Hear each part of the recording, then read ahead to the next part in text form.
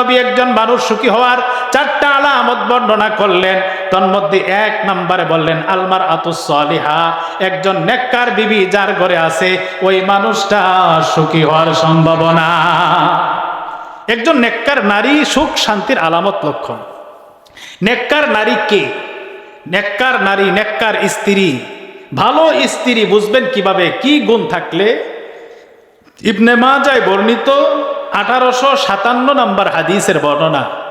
আন আবি উমামাহ আল বাহিলি রাদিয়াল্লাহু তাআলা আনহু قال قال رسول الله সাল্লাল্লাহু আলাইহি ওয়াসাল্লাম, নবীজির সাহাবী আবু উমামা আল বাহিলি রাদিয়াল্লাহু তাআলা আনহুর বর্ণনা। রাসূলুল্লাহ সাল্লাল্লাহু আলাইহি ওয়াসাল্লাম বলেন, মাস্তাফাদাল মুমিন বাদা তাকওয়াল্লাহি তাআলা খায়রান লাহু মিন যাওজাতিন সালিহা। নবীজি বলেন একজন ঈমানদার আল্লাহর ভয়, তাকওয়া, আল্লাহর মারিফাতের পর পৃথিবীতে যত সুখ শান্তির বস্তু, যত মঙ্গল, যত ভালো জিনিস অর্জন করে, একজন নেককার বিবি, একজন নেককার স্ত্রীর চাইতে কারো জন্য উত্তম কোন নিয়ামত হতে পারে না। এরপর নবীজি নেককার বিবি কাকে বলে, কি কি গুণ থাকলে একজন নারী নেককার হয়, একজন স্ত্রী লোক ভালো স্ত্রী লোক হয়, তার কিছু প্রমাণ আল্লাহ নবী কিছু আলামত বয়ান করলেন। 1 নম্বর আলামত, ইয়াতাহু ইন আমারাহু আতাআতহু, স্বামী যদি কোনো বৈধ কাজের নির্দেশ করে, স্বামীর নির্দেশ যথাযথভাবে পালন করে। স্বামী যদি কোনো বৈধ হুকুম দেয়, স্ত্রী স্বামীর হুকুমটা মানার জন্য তৎপর থাকে। যে স্ত্রী স্বামীর বৈধ নির্দেশ মানার জন্য সচেষ্ট থাকে, ওই স্ত্রী লোক একজন নেককার স্ত্রী হওয়ার সম্ভাবনা। আমি একটা কথা বললাম, যে স্ত্রী স্বামীর বৈধ নির্দেশ মানে সেই স্ত্রী লোক ভালো স্ত্রী লোক। বৈধ নির্দেশ কেন বললাম? কোনো স্বামী যদি তার স্ত্রীকে অবৈধ কোনো কাজ করতে বলে, সেই ক্ষেত্রে স্ত্রীর জন্য সেই কাজ করা জায়েজ নাই। কোনো যুবক নতুন বিয়ে করছে, স্ত্রীকে বাড়িতে আইসা বলল, আজকে আমার কিছু বন্ধুরা আমার বাড়িতে বেড়াইতে আসবে, তুমি একটু সাজুগুজু করে থাকবা, আমার বন্ধুদের সাথে দেখা করতে হবে। আপনারা বলেন, কোন স্ত্রী লোকের জন্য স্বামীর বন্ধুদের সাথে দেখা করা কি জায়েজ আছে? না, স্বামীর বন্ধুদের সাথে দেখা করা জায়েজ নাই। এবার যদি স্বামী স্ত্রীকে বলে, তুমি একটু রেডি হয়ে থাকবা, সাজুগুজু করে থাকবা, আমার বন্ধুদের সাথে একটু দেখা করতে যাইতে হবে, অথবা আজকে তুমি বোরকা পরবা না, শাড়ি পরে একটু চলো পার্লার থেকে সাজুগুজু করে আমার সাথে একটু পার্কে ঘুরতে যাইতে হবে, এমন ক্ষেত্রে আমার নবী বলছেন, লা তাআতা লিমাখলুকিন ফি মাসিয়াতিল খালিক, আমার আল্লাহর হুকুম লঙ্ঘন হয়, এমন ক্ষেত্রে দুনিয়ার কোনো মানুষের হুকুম মানা যাবে না।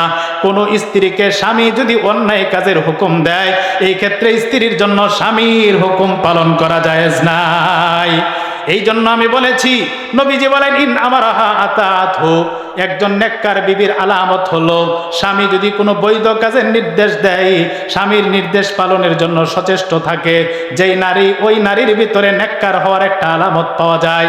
2 নম্বর নবীজি বলেন ইন নাজারা ইলাইহা সাররাতহু, যেই বিবির বৈশিষ্ট্য আর গুণ হলো স্বামী বেচারা সারাদিন ঘরের বাহিরে, বাড়ির বাহিরে, অফিস আদালতে, মেল ফ্যাক্টরিতে, ক্ষেত খামারে কাজকর্ম করে ক্লান্ত পরিশ্রান্ত হইয়া বিকাল বা সন্ধ্যা বেলায় যখন বাসায় ফিরে বাড়িতে আসে, বাড়ির দরজায় নক করার সাথে সাথে স্ত্রী দরজাটা খুলে দিয়ে এমন ভাবে একটা চোখের মায়াবী চোখে চাহনি আর মুস্কি হাসি দিয়া স্বামীকে বরণ করে, যেই মুস্কি হাসি আর চোখের চাহনি দেখলে স্বামীর সারা দিনের ক্লান্তি দূর হয়ে যায়।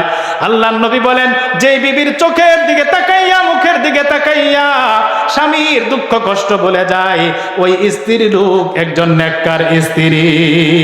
তাহলে আয়াত প্রমাণ করলো আমাদের যে সন্তান, এগুলো আল্লাহ তাআলা আমাদেরকে দিয়েছে। আপনারা কি বলেন, সন্তান কে দিয়েছেন? সন্তান দেওয়ার মালিক কে?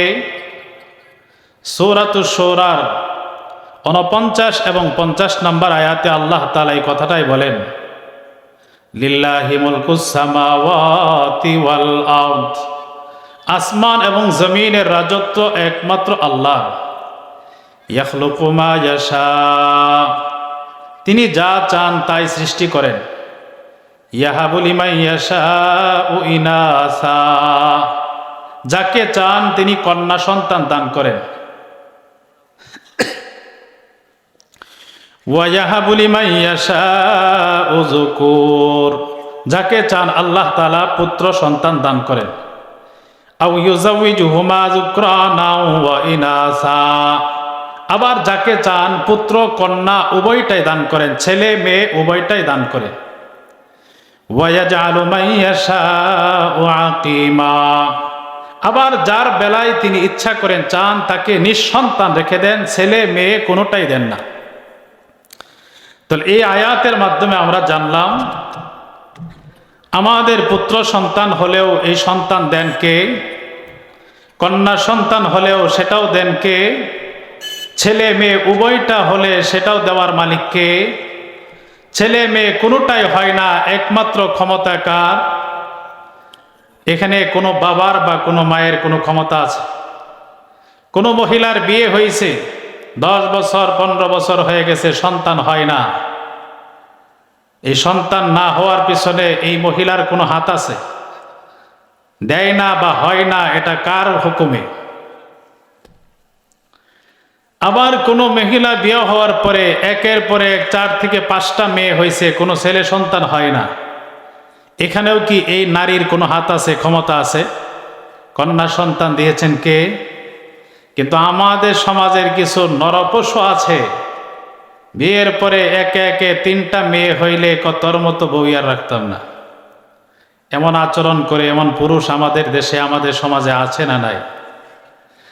মনে রাখবেন, নবীজি সাল্লাল্লাহু আলাইহি সাল্লাম যেই যুগে পৃথিবীতে এসেছিলেন ওইটাকে বর্বর যুগ, জাহেলিয়াতের যুগ বলা হয়। ওই যুগের মানুষ আর পশুর মধ্যে পার্থক্য ছিল না। ওই যুগের মানুষের স্বভাব ছিল কন্যা সন্তান হইলে তাদের চেহারা কালো হয়ে যাইত, কন্যা সন্তান জন্ম নেওয়া তারা সহ্য করতে পারত না।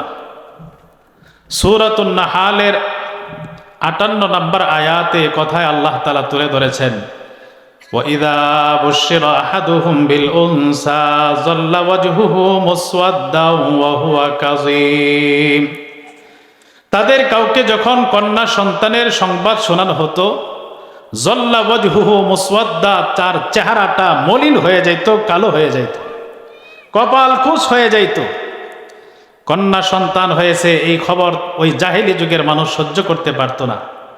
এখন এই যুগে আইসা আমাদের সমাজে কোনো যুবক তার ঘরে, তার স্ত্রীর ঘরে একে একে 2-3টা মেয়ে হয়েছে শুনে যদি কপাল খুশ করে ফেলে, চেহারা যদি কালো করে ফেলে, তাহলে তার মধ্যে আর আবু জাহেলের মতো নরপশুর মধ্যে পার্থক্য থাকে কোথায়? এই জন্য মুসলমান এই কথা বিশ্বাস করা উচিত যে সন্তান কোনো নারী দেওয়ার অধিকার রাখে না, দিয়েছেন আল্লাহ। যদি আপনি দোষারোপ করেন তাহলে আল্লাহকে করবেন, স্ত্রীর উপর আপনার খুব কেন? যাই হোক, সেই বিষয়ে আলোচনা করা আমার উদ্দেশ্য না। আমরা এতটুকু আলোচনা থেকে বুঝতে পারলাম সন্তান ছেলে হোক মেয়ে হোক এটা দেওয়ার একমাত্র মালিক কে? আল্লাহ তাআলা আমাদেরকে সন্তান দিয়েছেন, দেওয়ার পরে আল্লাহ তাআলা আমাদেরকে ছেড়ে দেন নাই। সন্তান দেওয়ার পাশাপাশি আমাদেরকে একটা দায়িত্ব দিয়েছেন। সূরাতুত তাহরিমের 6 নম্বর আয়াতে আল্লাহ বলেন, ইয়া আইয়ুহাল্লাযীনা আমানু কু আনফুসাকুম ওয়া আহলিকুম নারা, হে ঈমানদারগণ, তোমরা নিজেদেরকে জাহান্নামের আগুন থেকে বাঁচাও, ওয়া আহলিকুম, এবং তোমাদের পরিবারের সদস্যদেরকে জাহান্নামের আগুন থেকে বাঁচানোর চেষ্টা করো। চেষ্টা শব্দটা এখানে নাই, কিন্তু এটা সহজ অনুবাদ করতে হয়, কারণ আপনি নিজেকে বাঁচানোর জন্য নিজে চেষ্টা করতে পারেন, বাঁচতে পারবেন, আরেকজনকে বাঁচানোর ক্ষমতা আপনার নাই, তবে চেষ্টা করার মতো ক্ষমতা আল্লাহ তাআলা প্রত্যেককে দিয়েছে। তো এই আয়াতে আল্লাহ বললেন, তুমি নিজে জাহান্নামের আগুন থেকে আমলের মাধ্যমে বাঁচো, তোমার পরিবারের সদস্য, পরিবার বলতে কারা? আমার স্ত্রী, আমার ছেলে মেয়ে, আমার অধীনস্থ যারা আছে এরাই তো আমার পরিবারের সদস্য। কথা বলেন ঠিক কিনা? তো আল্লাহ তাআলা বলেন, তুমি নিজে আমল দিয়ে জাহান্নাম থেকে বাঁচো, তোমার পরিবারের সদস্যদেরকে জাহান্নাম থেকে বাঁচাও। তাহলে এই আয়াতে আমাকে আপনাকে আল্লাহ তাআলা দায়িত্ব দিলেন কয়টা? 2টা। বলেন কয়টা দায়িত্ব? আমি নিজেও আমল দিয়ে বাঁচবো, 2 নাম্বার আমার পরিবারের সদস্যদেরকেও আমি বাঁচানোর চেষ্টা করব। এবার বলেন তো দায়িত্ব কয়টা? আল্লাহ তাআলা এই আয়াতের মাধ্যমে আমাকে আপনাকে দুনিয়ার প্রত্যেকটা ইমানদারকে দুইটা দায়িত্ব দিলেন। এখন এই দায়িত্ব পাওয়ার পর আমি মাশাআল্লাহ 5 ওয়াক্ত নামাজ জামাতে তাকবীর ওলার সাথে ইমামের পিছনেই দাঁড়িয়ে আদায় করি। আমি রমজান মাস রোজা তো রাখি, সারা বছর প্রতি মাসে 2-4 দিন নফল রোজা রাখি। তাহাজ্জুদ, চাঁদ, ইশরাক, আওয়াবিন কোনো নফল ইবাদত আমি বাদ দেই না। তাসবির দানা আমার হাত থেকে কখনো খালি যায় না। সব ঠিক আছে। ফজরের আজান দেওয়ার আগেই তাহাজ্জুদ পড়ে আজানের আগে মসজিদের উদ্দেশ্যে রওনা হয়ে যায়। কিন্তু আমার ছেলে মেয়ে ফজরের নামাজের সময় ঘুমে বিভোর, আমি জীবনে একদিনও বলি না এই উঠো তোমরা নামাজে যাও। বলেন তো আমার দায়িত্ব পালন হলো? দায়িত্ব পেয়েছিলাম কয়টা? 2টা। আদায় করছি কয়টা? 1টা। নিজে বাঁচার জন্য চেষ্টা করছি, কিন্তু আল্লাহ তো বলছে নিজেও বাঁচো, পরিবারকেও বাঁচাও। পরিবারকে বাঁচানোর তো চিন্তা আমার নাই। আমার স্ত্রী ঘুমায়, ছেলে মেয়ে ঘুমায়, আমি কোনোদিন তাদেরকে নামাজের কথা বলি না, দ্বীনের কথা বলি না। তাহলে দায়িত্ব আদায় হলো। চাকরির ডিউটি 2টা, পালন করলাম 1টা। বেতন কি পরিপূর্ণ পাওয়া যাবে? বেতন তো দূরের কথা, আপনি কাজের জন্য লোক নিয়োগ দিলেন, সকালবেলা আপনি কাজ বুঝাই দিলেন যে এই 2টা কাজ করবা তুমি সারাদিনই। সন্ধ্যাবেলায় যায় দেখেন 1টা কাজ কোনো রকম দায় সারা করছে, আর 1টার দিকে তাকায় নাই। আপনি কি খুশি হইয়া 500 টাকার বেতন 1000 করে দিবেন? ঠিক না? কোনো মালিককে দিবে? হ্যাঁ, সর্বোচ্চ যতটুক কাজ করছে এতটুক দিতে পারে, আর চিরতরে এর মতো শ্রমিককে বরখাস্ত করে দিবে। তোর মতো শ্রমিক আমার দরকার নাই। ঠিক কিনা বলেন? তাহলে আল্লাহ তাআলা আমাকে আপনাকে দায়িত্ব দিয়েছেন 2টা। অর্ধেক মানলাম, অর্ধেক মানি নাই, দায়িত্ব পালন হয় নাই। আল্লাহর কাছে পুরস্কার তো দূরের কথা, পারিশ্রমিক পাওয়াটাই কঠিন হয়ে যাবে। ঠিক কিনা বলেন? তাহলে আল্লাহ তাআলা আমাদেরকে সন্তান দিলেন, দেওয়ার পরে দায়িত্ব দিলেন সন্তানকেও তুমি জাহান্নাম থেকে বাঁচানোর চেষ্টা করো। এই দায়িত্বটা দিয়া আল্লাহ তাআলা তার নবীর মাধ্যমে জানায় দিলেন, হে দুনিয়ার মানুষ, দায়িত্ব যে দিলাম, দায়িত্ব পাইয়াই তুমি শেষ না। এই দায়িত্বের জবাবদিহিতা আছে। কিয়ামতে হাসরের ময়দানে আমার দরবারে উঠে জবাব দিতে হবে। দলিল বুখারী শরীফের 893 নম্বর হাদিসের বর্ণনা। আন আব্দুল্লাহ ইবনে উমর রাদিয়াল্লাহু তাআলা আনহু قال قال رسول الله صلى الله عليه وسلم। নবীজির সাহাবী আব্দুল্লাহ ইবনে উমর রাদিয়াল্লাহু তাআলা আনহুর বর্ণনা। রাসূলুল্লাহ সাল্লাল্লাহু আলাইহি ওয়াসাল্লাম বলেন, কুল্লুকুম রাঈন ওয়া কুল্লুকুম মাসউলুন আন রাইয়াতিহি। নবীজি বলেন, দুনিয়ার মানুষ, আমার উম্মতেরা জেনে রাখো, দুনিয়াতে তোমরা প্রত্যেকটা মানুষ দায়িত্বশীল। মাসউলুন আন রাইয়াতিহি, কিয়ামতে আল্লাহর আদালতে প্রত্যেককে দায়িত্ব সম্পর্কে জিজ্ঞাসা করা হবে। কেমন ভাবে দায়িত্ব সম্পর্কে জিজ্ঞাসা হবে? আজ-জুহুদ নামক কিতাবে আব্দুল্লাহ ইবনে উমর রাদিয়াল্লাহু তাআলা আনহুর বর্ণনা এসেছে। আব্দুল্লাহ ইবনে উমর বলেন, ইন্নাল ওয়ালিদা মাসউলুন আনিল ওয়ালাদি। কিয়ামতে হাসরের ময়দানে প্রত্যেকটা বাবাকে সন্তান সম্পর্কে জিজ্ঞাসা করা হবে। তুমি বাবা হিসাবে তোমার যে দায়িত্ব ছিল সন্তানের ব্যাপারে, দায়িত্বগুলো পালন করেছিলা কিনা? ওয়া ইন্নাল ওয়ালাদা মাসউলুন আনিল ওয়ালিদি। পক্ষান্তরে প্রত্যেকটা সন্তানকেও জিজ্ঞাসা করা হবে তোমার মা বাবার ব্যাপারে, তোমার যা করণীয় ছিল, দায়িত্ব ছিল, পালন করেছিলা কিনা? আব্দুল্লাহ ইবনে উমর রাদিয়াল্লাহু তাআলা আনহুর বক্তব্য প্রমাণ করেন, মা বাবাকে যেমন ভাবে জিজ্ঞাসা করবে সন্তান সম্পর্কে তোমার দায়িত্ব আদায় হয়েছে কিনা, সন্তানকেও আল্লাহ জিজ্ঞাসা করবে তোমার মা বাবার হক তুমি আদায় করেছিলা কিনা। এই কথা প্রমাণ করে সন্তানের ব্যাপারে মা বাবার কিছু দায়িত্ব আছে, আবার মা বাবার ব্যাপারে সন্তানেরও কিছু দায়িত্ব আছে না নাই? উভয়ের কিছু দায়িত্ব আছে।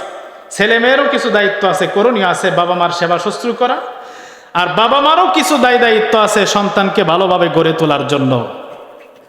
কিন্তু আমাদের সমাজের ওয়াজ মাহফিলগুলোতে ছেলে মেয়েদের কি দায়িত্ব, বাবা মার সেবা কি পরিমাণ করতে হবে, এ নিয়ে অনেক ওয়াজ হয়। কিন্তু বাবা মার কি দায়িত্ব, কি করণীয়, এই ব্যাপারে ওয়াজ আমাদের মাহফিলগুলোতে খুব কম হয়। আসলে এই জিনিসটাই তো আগে দরকার ছিল। ঠিক কিনা বলেন? আপনারা নিম গাছ চিনেন? হ্যাঁ, নিম গাছ ভাইঙ্গা মুখে দিলে কেমন মিষ্টি লাগে না?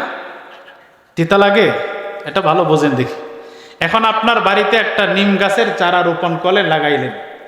নিম গাছ লাগাইয়া আপনি বসে বসে স্বপ্ন দেখতেছেন, এই তো 2টা বছর গেলেই তো আমার গাছে আঙ্গুর ফল ধরবে। বলেন তো আপনি বুদ্ধিমান না বোকা? নিম গাছ রোপণ করে কেউ যদি আঙ্গুর ফলের আশা করে, এটা মানুষের কাছে বললে যে কোনো মানুষ বলবে তোর মাথা ঠিক নাই, তুই পাগল হয়ে গেছিস, ঠিক কিনা বলেন? আঙ্গুর ফল খাইতে হলে আঙ্গুরের চারা লাগাইতে হবে, ঠিক কিনা বলেন? নিম গাছ লাগাইয়া আঙ্গুর ফলের আশা করা যেমন বোকামি, আপনার ছেলে মেয়েকে যোগ্য করে গড়ে না তোলে আপনার বৃদ্ধ বয়সে সন্তান থেকে সেবার আশা করা ঠিক তেমন বোকামি। আপনার সন্তান থেকে যদি আপনি ভালো আচরণ পেতে চান, ভালো খেদমতের আশা করেন, তাহলে সন্তানটাকে তো ওইভাবে গড়ারও দরকার আছে না নাই? যেই মা বাবা তার সন্তানকে ভালোভাবে গড়ার জন্য চেষ্টা করবে, দিন শিখানোর চেষ্টা করবে, তাদের জন্য আল্লাহর নবী স্পেশালভাবে আল্লাহর কাছে দোয়া করে গেছেন, বলেন সুবহানাল্লাহ। মুসান্নাফ ইবনে আবি শাইবা এক হাদিসের কিতাব, এই কিতাবের বর্ণনা, ক্বালা রাসূলুল্লাহ সাল্লাল্লাহু আলাইহি ওয়াসাল্লাম, রাহিমাল্লাহু ওয়ালিদান আ'আনা ওয়ালাদাহু আলা বিররিহি। রাসূলুল্লাহ সাল্লাল্লাহু আলাইহি ওয়াসাল্লাম বলেন, আল্লাহ তাআলা ওই মা বাবার প্রতি রহম করুক, দয়া করুক। ওই মা বাবার প্রতি আল্লাহ তাআলার রহমত বর্ষিত হোক, নাজিল হোক, যেই মা বাবা আ'আনা ওয়ালাদাহু আলা বিররিহি, সৎ কাজের ক্ষেত্রে, দিন শিখানোর ক্ষেত্রে সন্তানকে সহযোগিতা করে, সন্তানকে ভালো শিক্ষা দেয়, দিন শিখানোর জন্য যে বাবা মা সহযোগী হয়, নবীজি সেই বাবা মার জন্য আল্লাহর কাছে স্পেশাল দোয়া করে গেছে। নবীজির দোয়া তো মিস হবে না। নবীর এই দোয়া যদি পেতে চান, তাহলে ছেলে মেয়েকে দিন শিখানোর চেষ্টা করার দরকার আছে না নাই?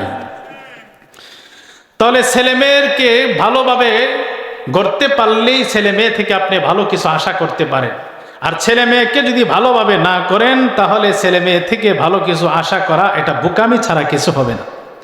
ছেলে মেয়েকে ভালোভাবে গড়বেন কিভাবে? এই ব্যাপারে কোরআন হাদিস থেকে কিছু করণীয় পাওয়া যায়, যেগুলো একজন বাবা এবং মায়ের করণীয় দায়িত্ব সন্তানের ব্যাপারে। সন্তানের ব্যাপারে বাবা মার যে দায়িত্বগুলো 2 ভাগে বিভক্ত। বলেন কয় ভাগ? কিছু দায়িত্ব আছে সন্তান দুনিয়াতে আসার আগেই পালন করতে হয়, আর কিছু দায়িত্ব আছে ছেলে মেয়ে দুনিয়াতে আসার পরে পালন করতে হয়। কয় প্রকার দায়িত্ব হলো? ছেলে মেয়ে দুনিয়াতে আসার আগে যে দায়িত্বগুলো পালন করতে হয়, এর মধ্যে রয়েছে 2টা দায়িত্ব। এই 2টা দায়িত্বের মধ্যে প্রথম দায়িত্বটা শুধুমাত্র বাবার। বলেন কার? 1 নাম্বার দায়িত্ব শুধু বাবার, 2 নাম্বার দায়িত্বটা বাবা মা উভয় মিলে। আর সন্তান জন্মের পরে রয়েছে আরো কিছু গুরুত্বপূর্ণ দায়িত্ব। এই 2 প্রকারের দায়িত্ব যদি কোনো মা বাবা যথাযথভাবে পালন করে, আশা করা যায় তাদের সন্তানটা ভালো সন্তান হবে। এই সন্তান দুনিয়াতেও বাবা মার জন্য সুখের কারণ হবে, পরকালেও মুক্তির উসিলা হয়ে যাবে। বলেন সুবহানাল্লাহ।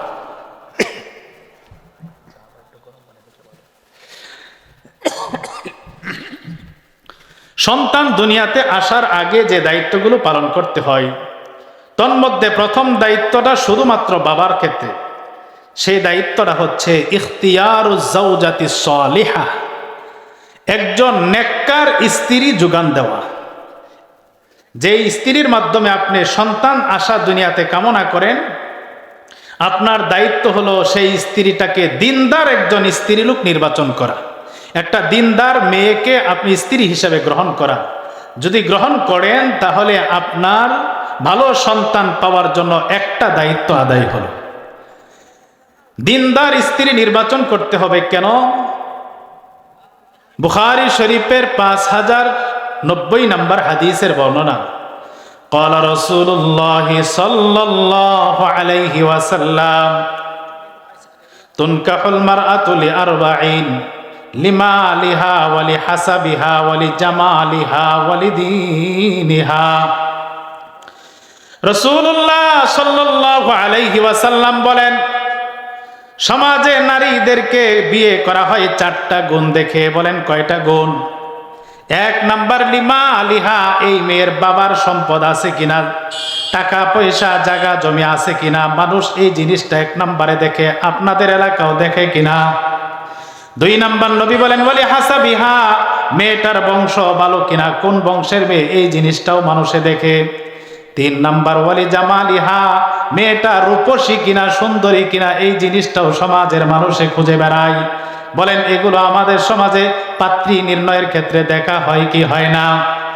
4 নাম্বার নবীজি বলেন বলে দীনহা, যেই মেয়েটাকে পাত্রী হিসাবে নির্বাচন করবে ওই মেয়েটার ভিতরে দিনদারি আছে কিনা, এই জিনিসটাও মানুষ দেখে।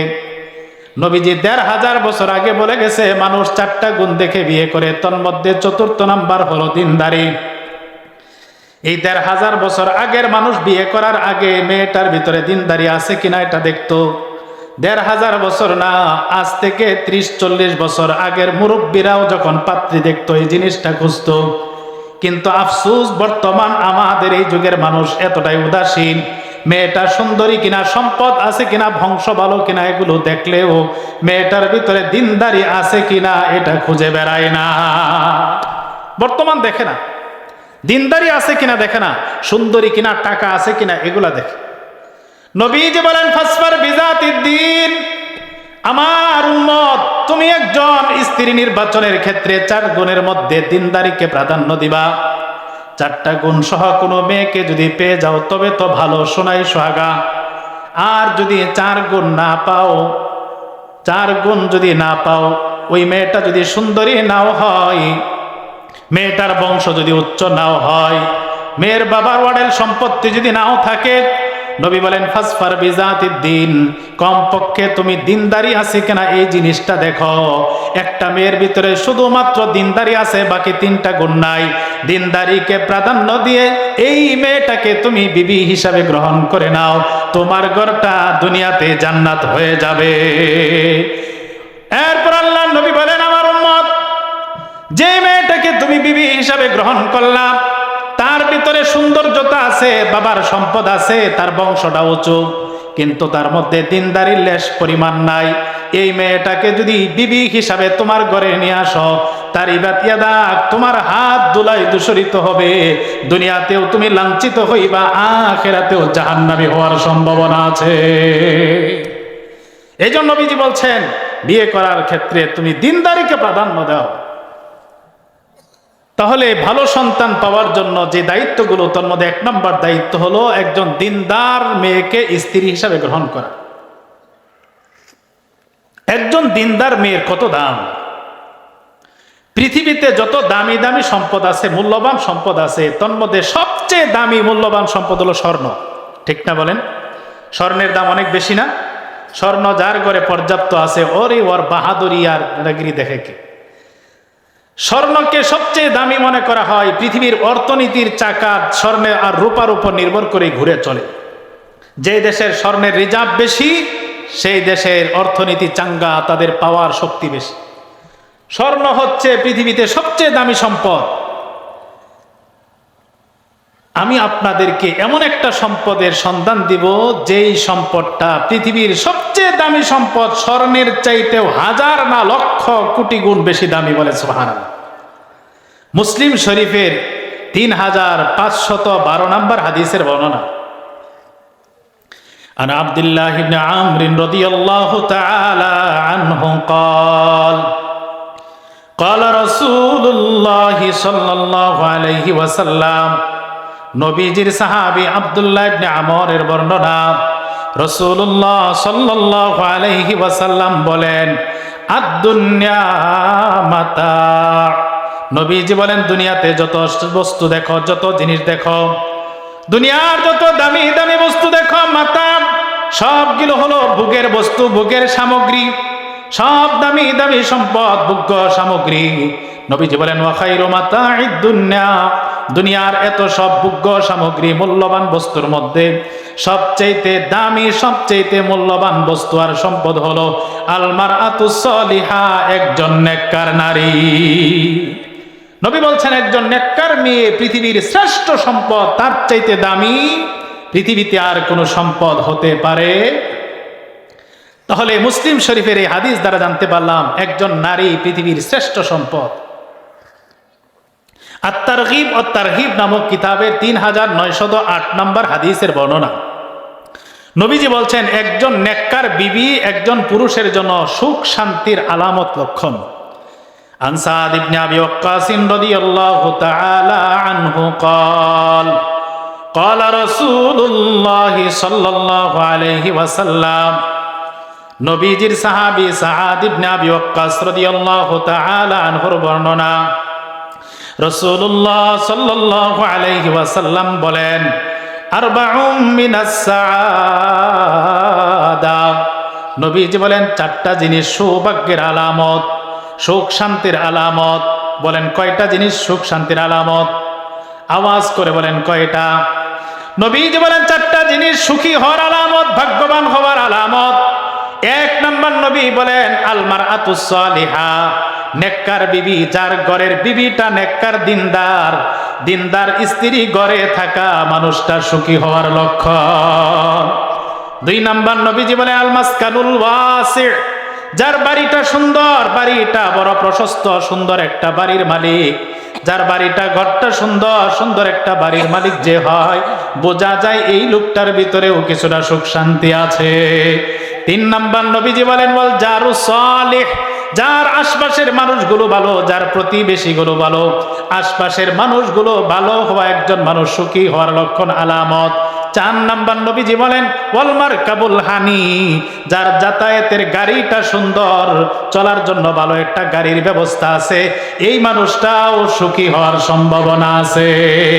এই হাদিসে আল্লাহর নবী একজন মানুষ সুখী হওয়ার চারটা আলামত বর্ণনা করলেন। তন্মধ্যে এক নম্বরে বললেন আল মারআতুস সালিহা, একজন নেককার বিবি যার ঘরে আছে ওই মানুষটা সুখী হওয়ার সম্ভাবনা। একজন নেককার নারী সুখ শান্তির আলামত লক্ষণ। নেককার নারী কে? নেককার নারী, নেককার স্ত্রী, ভালো স্ত্রী বুঝবেন কিভাবে, কি গুণ থাকলে? ইবনে মাজায় বর্ণিত 1857 নম্বর হাদিসের বর্ণনা। আন আবি উমামাহ আল বাহিলি রাদিয়াল্লাহু তাআলা আনহু قال قال رسول الله صلى الله عليه وسلم, নবীজির সাহাবী আবু উমামা আল বাহিলি রাদিয়াল্লাহু তাআলা আনহুর বর্ণনা। রাসূলুল্লাহ সাল্লাল্লাহু আলাইহি ওয়াসাল্লাম বলেন মাস্তাফাদাল মুমিন বা'দা তাকওয়াল্লাহি তাআলা খায়রান লাহু মিন যাওজাতিন সালিহা, নবীজি বলেন একজন ঈমানদার আল্লাহর ভয়, তাকওয়া, আল্লাহর মারিফাতের পর পৃথিবীতে যত সুখ শান্তির বস্তু, যত মঙ্গল, যত ভালো জিনিস অর্জন করে, একজন নেককার বিবি, একজন নেককার স্ত্রীর চাইতে কারো জন্য উত্তম কোন নিয়ামত হতে পারে না। এরপর নবীজি নেককার বিবি কাকে বলে, কি কি গুণ থাকলে একজন নারী নেককার হয়, একজন স্ত্রী লোক ভালো স্ত্রী লোক হয়, তার কিছু প্রমাণ আল্লাহর নবী কিছু আলামত বয়ান করলেন। এক নাম্বার আলামত ইয়াতাহু ইন আমারাহু আতাআতহু, স্বামী যদি কোনো বৈধ কাজের নির্দেশ করে, স্বামীর নির্দেশ যথাযথভাবে পালন করে। স্বামী যদি কোনো বৈধ হুকুম দেয়, স্ত্রী স্বামীর হুকুমটা মানার জন্য তৎপর থাকে। যে স্ত্রী স্বামীর বৈধ নির্দেশ মানার জন্য সচেষ্ট থাকে, ওই স্ত্রী লোক একজন নেককার স্ত্রী হওয়ার সম্ভাবনা। আমি একটা কথা বললাম যে স্ত্রী স্বামীর বৈধ নির্দেশ মানে সেই স্ত্রী লোক ভালো স্ত্রী লোক। বৈধ নির্দেশ কেন বললাম? কোনো স্বামী যদি তার স্ত্রীকে অবৈধ কোনো কাজ করতে বলে, সেই ক্ষেত্রে স্ত্রীর জন্য সেই কাজ করা জায়েজ নাই। কোনো যুবক নতুন বিয়ে করছে, স্ত্রীকে বাড়িতে আইসা বলল আজকে আমার কিছু বন্ধুরা আমার বাড়িতে বেড়াইতে আসবে, তুমি একটু সাজু গুজু করে থাকবা, আমার বন্ধুদের সাথে দেখা করতে হবে। আপনারা বলেন কোন স্ত্রী লোকের জন্য স্বামীর বন্ধুদের সাথে দেখা করা কি জায়েজ আছে? না, স্বামীর বন্ধুদের সাথে দেখা করা জায়েজ নাই। এবার যদি স্বামী স্ত্রীকে বলে তুমি একটু রেডি হয়ে থাকবা, সাজু গুজু করে থাকবা, আমার বন্ধুদের সাথে একটু দেখা করতে যাইতে হবে, অথবা আজকে তুমি বোরকা পরবা না, শাড়ি পরে একটু চলো পার্লার থেকে সাজু গুজু করে আমার সাথে একটু পার্কে ঘুরতে যাইতে হবে, এমন ক্ষেত্রে আমার নবী বলছেন লা তাআতা লিমাখলুকিন ফি মাসিয়াতিল খালিক, আমার আল্লাহর হুকুম লঙ্ঘন হয়, এমন ক্ষেত্রে দুনিয়ার কোনো মানুষের হুকুম মানা যাবে না। কোনো স্ত্রীকে স্বামী যদি অন্যায় কাজের হুকুম দেয়, এই ক্ষেত্রে স্ত্রীর জন্য স্বামীর হুকুম পালন করা জায়েজ নাই। এই জন্য আমি বলেছি, নবীজি বলেন ইন আমারাহা আতাতহু, একজন নেককার বিবির আলামত হলো স্বামী যদি কোনো বৈধ কাজের নির্দেশ দেয়, স্বামীর নির্দেশ পালনের জন্য সচেষ্ট থাকে, যেই নারী ওই নারীর ভিতরে নেককার হওয়ার একটা আলামত পাওয়া যায়। 2 নাম্বার নবীজি বলেন ইন নাজারা ইলাইহা সাররাতহু, যেই বিবির বৈশিষ্ট্য আর গুণ হলো স্বামী বেচারা সারাদিন ঘরের বাহিরে বাড়ির বাহিরে অফিস আদালতে মেল ফ্যাক্টরিতে ক্ষেত খামারে কাজকর্ম করে ক্লান্ত পরিশ্রান্ত হয়ে বিকাল বা সন্ধ্যা বেলায় যখন বাসায় ফিরে বাড়িতে আসে, বাড়ির দরজায় নক করার সাথে সাথে স্ত্রী দরজাটা খুলে দিয়ে এমন ভাবে একটা চোখের মায়াবী চোখে চাহনি আর মুস্কি হাসি দিয়া স্বামীকে বরণ করে, যেই মুস্কি হাসি আর চোখের চাহনি দেখলে স্বামীর সারা দিনের ক্লান্তি দূর হয়ে যায়। আল্লাহর নবী বলেন যেই বিবির চোখের দিকে তাকাইয়া মুখের দিকে তাকাইয়া স্বামীর দুঃখ কষ্ট বলে যায়, ওই স্ত্রীর রূপ একজন নেককার স্ত্রী। কয়টা বললাম? 2টা। 1 নাম্বার নেককার স্ত্রীর আলামত হলো যেই নেককার স্ত্রী স্বামীর বৈধ হুকুম মানতে তৎপর থাকে। 2 নাম্বার, যেই স্ত্রীর লোক তার স্বামীকে এমনভাবে বরণ করে নেয়, তার চোখের চাহনি আর মুস্কি হাসি দেখলে স্বামী খুশি হয়ে যায়। 3 নাম্বার নবীজি বলেন ইন আকসামা আলাইহা আবাররাতহু, স্বামী যদি কখনো স্ত্রীর উপর ভরসা করে জোরালো ভাবে কোনো কথা বলে ফেলে, স্বামীর কথাটা রক্ষা করার জন্য স্ত্রী সচেষ্ট থাকে। 4 নাম্বার নবীজি বলেন ইন গাবা আনহা নাসাতহু ফি নাফসিহা ওয়া মালিহি, স্বামী যদি স্ত্রী রেখে দূরে কোথাও চলে যায়, চাকরি করার জন্য অফিসে চলে যায়, অথবা 1-2 বছরের জন্য স্ত্রীকে বাড়িতে রাইখা প্রবাসে চলে যায়, বিদেশে চলে যায়, স্বামীর অনুপস্থিতিতে যেই স্ত্রী লোক নিজের সতীত্বর হেফাজত করে, স্বামীর সম্পদের হেফাজত করে, এই কাজগুলো যেই স্ত্রী লোক করতে পারে, এমন স্ত্রী লোক আমার আল্লাহর কাছে একজন নেককার স্ত্রী বলে গণ্য হয়ে যায়। এই এমন 4টা গুণ বিশিষ্ট যে নারী, সে হলো নেককার নারী। আর এমন নারীকে আল্লাহর নবী বলছেন পৃথিবীর শ্রেষ্ঠ সম্পদ, তার চেয়ে দামি মূল্যবান আর কোনো সম্পদ পৃথিবীতে হতে